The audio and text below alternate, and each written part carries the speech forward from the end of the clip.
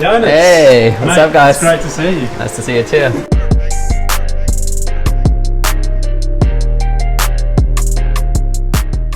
Where do we want to start, mate? We'll start with the poker room or the office. Yeah. So here we got the setup. Yeah. I got a couple of computers in here for different kinds of work.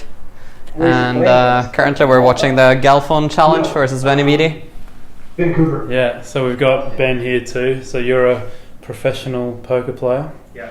And can you explain like what you've got going on here? You have a stake in this. Yeah, everybody here has a stake. So we just basically we're on Benevides' side, and we have X amount or X percent in him. So whatever he wins, we win in percent. Yeah. And whatever he loses, we lose. And currently, it'll be nice to see how much is he winning by? 400,000. Yeah. Okay. And you have a nice little percentage of Just that be money. frustrating to Yeah. see it. So it's looking good. Yeah. Great start, and I think the edge is much bigger than we also thought before the match started, so Yeah. we'll see. Hopefully Galfond will stay strong and fight through the challenge, Yeah. and it's going to be a good day. And this is where you get most of your work done, mate? Yeah, so I work here and got some other computers also, so Yeah. try to just do a bit of each. Yeah. Cool, mate. So in here it's more like a wardrobe space, so we store a lot of different things.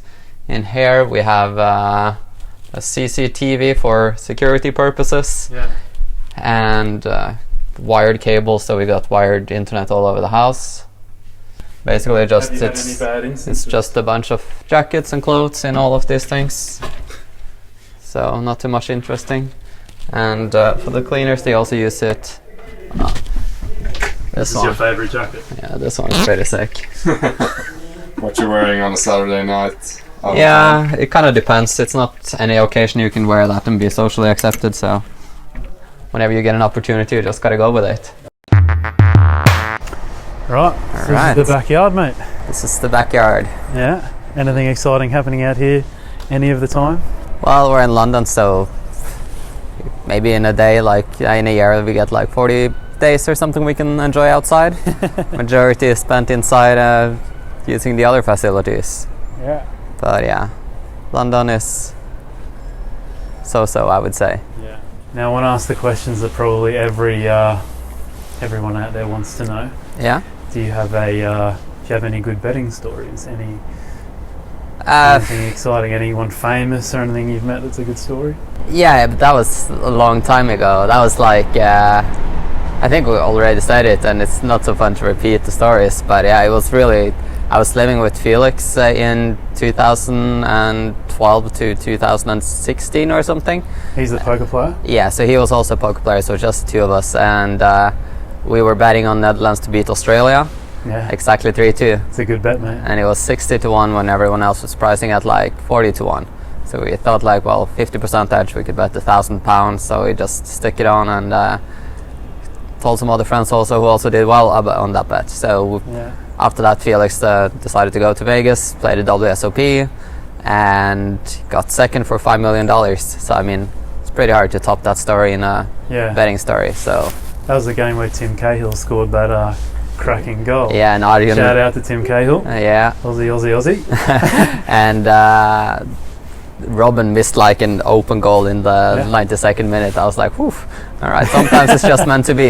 Yeah, no, exactly. So was that like your biggest ever win, would you say? Like biggest ever just single bet win? No, so the win there, I mean, I profited probably around £30,000, Yeah. but I've had multiple single bets, which is higher than that now.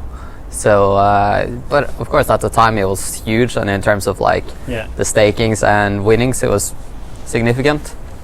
So yeah. And can you reveal what your biggest ever win is? I mean, single win must be from poker. Could either be from having pieces in someone else, or like my biggest single win would be from a tournament where I didn't play myself, but I had pieces in others. Yeah. But my Biggest ever winning bet?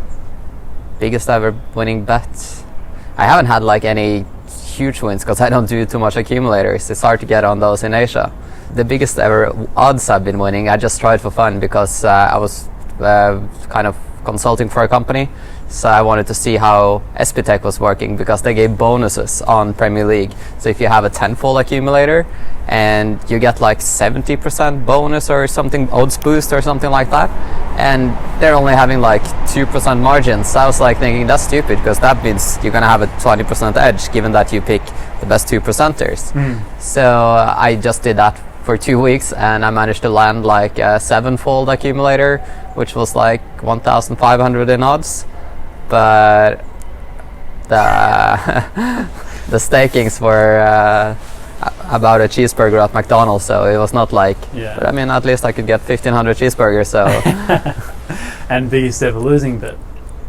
That would be the Golden State Warriors against OKC back in 2016 or 17, and that was like 70,000.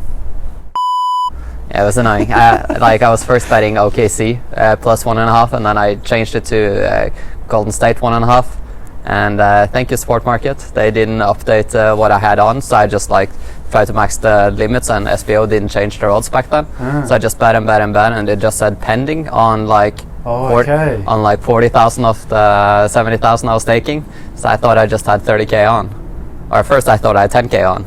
And they all ended up getting accepted. Yeah, so they got accepted like halfway through the first quarter. So I was like, oh, fuck. And yeah, I spoke with Mollybet, which was their provider. I spoke with Sport Market, but they said, look, sorry, this is none of our responsibility. And I even wrote them straight away, like when I placed the bet, like, I don't know if this bet is on, I want to cancel it. Like, if it's not on, it's on you. If it's on, it's on you, because to me this has been happening in the past and it's never been on. But I just tried to get out of the position because I didn't want that big of a position, and unfortunately OKC were leading from the very first goal to the end, so I didn't. It's not like I would wanna hedge out, but once I could see it was on, of course maybe I could have hedged out a little bit. But at the same time, like, I would have lost money by hedging out long term. And sometimes you just gotta let it ride. How did that feel? 70k in a matter of moments down the drain. I mean, it's obviously frustrating, but it's at the same time, it's more frustrating because I didn't feel like it was my fault. But what can you do about it? What do? Do you, like, if it was me, I'd probably go like kick a few trash cans around, or I don't know. What do? You swear a bit. You just swear a bit when they miss like some open trees and the other ones just shoot uncontested trees and stuff like that. But you move on. New day, next day. So downstairs is kind of the fun part of the house. We in the cinema the projector broke down, so we decided that we're gonna just take down the TV that was in the TV room that we're not using, so we had it down there for a while. It looks kind of messy, but at the same time it's a great room to watch sports and movies and play PlayStation if you fancy. So this is where you make all your money, mate? Now this is where I sweat the money. So we got gym on one side, we got another toilet and shower room and sauna. Do you spend much time in the gym? Can't you tell? Yeah, I know. No, I'm not. Here we got just basically a emergency kitchen, so we don't have to walk so far if we're gonna get something while in the cinema. So it's mostly stored with beers and Pepsi and some snacks. Going up like the stairs is pretty sick. Like with if you look up, we get some sunlight, and I don't know who designed it, but it's pretty cool. It's pretty cool, yeah. How many floors is it there? How many floors is the whole house? 4 floors. Levels. 4 levels, yeah. Basement, ground floor, first and second. I mean, someone like me who lives in a very small apartment in Oslo, you come to a place like this, you've got a sauna, you've got cleaners coming every day, you've got a gym, all these things. Like, does it, like, what does that feel? That must like feel like success to you all the time. Well, having a cleaner every day, it's more like it takes focus. You can put more focus into work and don't have to like think about tidying up after yourself, changing your bed sheets, doing your laundry, ironing your shirts, all of these things is taken care of. So of course that's good. But also when you live with other people like I do here, it's just not worth it doing anything like any of those things yourself and getting into arguments over like, oh, who didn't tidy up the kitchen. It's like, okay, come on. Yeah, so you don't really see it as like I'm eliminating a chore. It's more so like it actually gives me more time to do things that are going to make me more money, I guess. Yeah, I mean, take away stress from your life is very important if you play poker, betting, or I guess anything you do in life. You just want to be focused on doing your job well and also taking care of the people around you, or like spending time with your girlfriend and having more quality time, because it do require a lot of time what we do. So yeah, just prioritizing and or not prioritizing, but trying to make time wherever we can make time. Yeah. Then we have another kind of basement.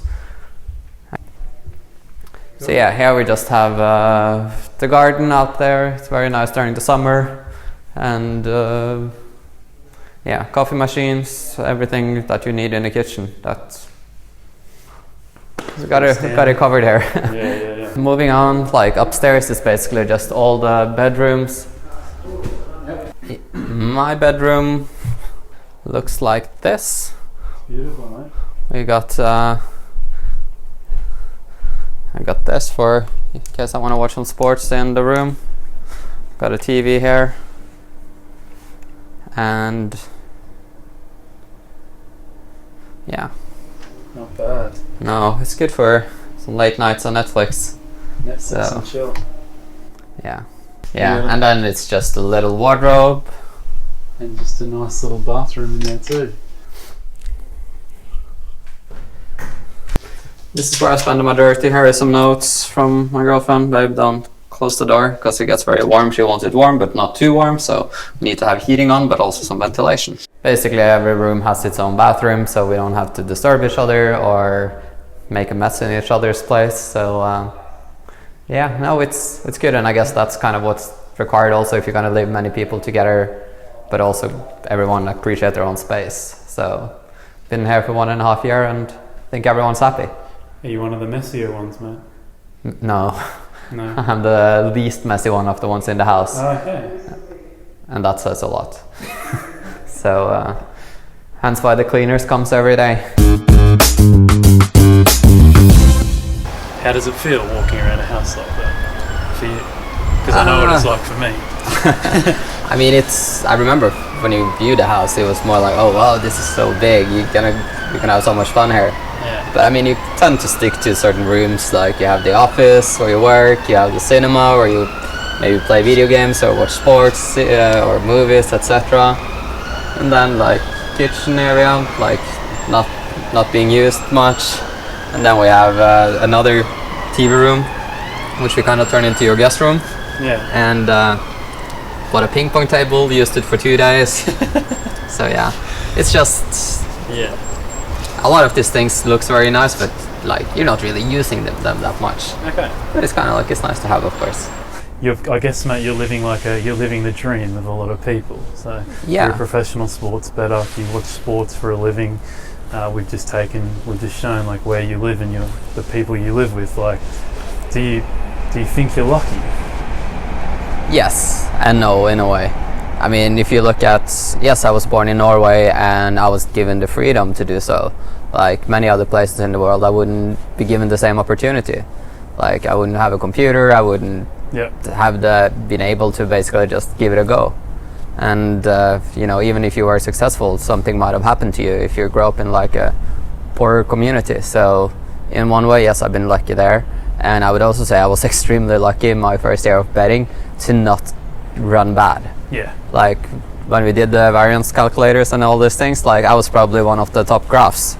So of course I was lucky, and but at the same time, yes, I put myself in a position where I should be lucky, and I've probably also been unlucky in some other spots, some other things in my life, and but yeah, sports betting worked out well for me, and in sports betting definitely I think I've been lucky overall.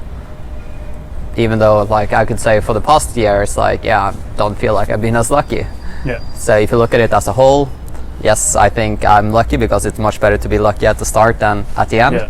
Or not that it's at the end, but like the first couple of years is the ones that matters. And from there you can just adjust your staking strategy, and you don't necessarily need to take as big of a risk. Yeah. And finally, do you consider yourself a happy person?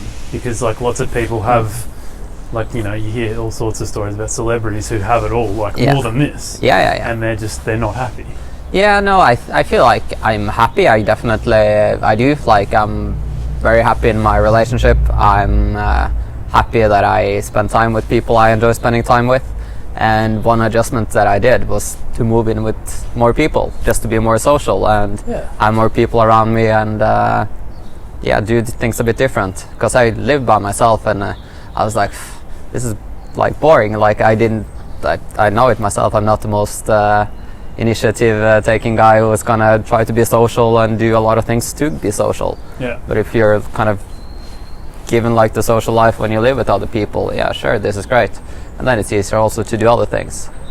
And of course, all the traveling and all these things, it's just like a bonus. So I think the whole pact now means like I'm really happy again, compared to just sitting in front of a computer and just doing those things. Because at the end of the day, like, I didn't feel that happy, even though it was success. Yeah. So most successive years has not been the happiest year, I would say. Yeah, definitely.